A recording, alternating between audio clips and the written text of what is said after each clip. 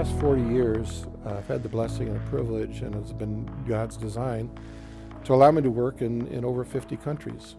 And my great joy is coming alongside a small team and helping them figure things out. My little mission statement is to help leaders pursue their passion and accomplish their mission.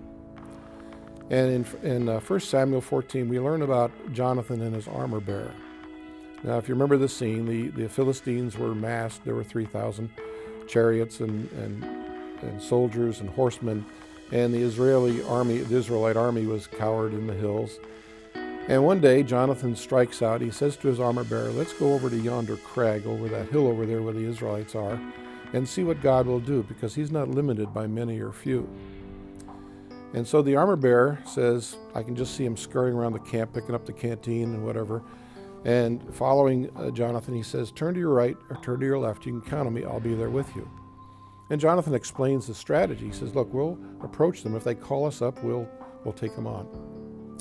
Now, this is a real lesson in faith, because the object of faith was God. He said, let's go see what God will do. He's not limited by many or few.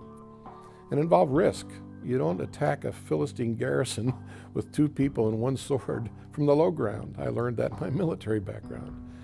And it involved action. He said, let's go do it. So they struck out of camp and on their own.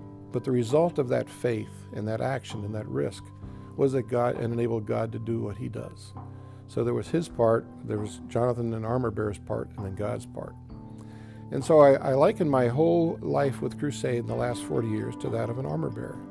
And I've had the privilege of coming alongside at least 4 wonderful men who've been giving leadership. Because being in a supportive role, in an administrative role, and an operations role, we had such things as I founded campaigns and other outreaches that stretched us way beyond our capacity. And I think I learned one thing, that you have a ministry, you have people, but the capacity to keep it going, to sustain it, is really our challenge. How do we sustain our ministries in spite of seeing the great growth and the response to the gospel? So I'm always asking the question, what does help look like? You tell me. And then I draw into the toolkit that God has given me with experience in the ministry and consulting to say, well, what can we do to accomplish the mission?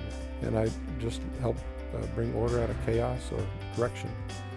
And when you're an armor bearer, you don't get a lot of notice. In fact, we never knew who the armor bearer's name was. He was just an armor bearer. He came alongside.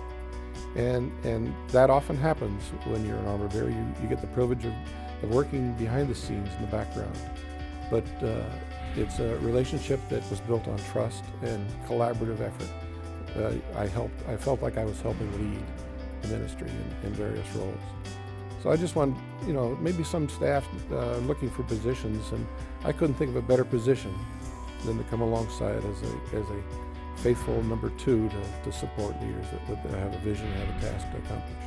And that experience has been probably one of the highlights of my life.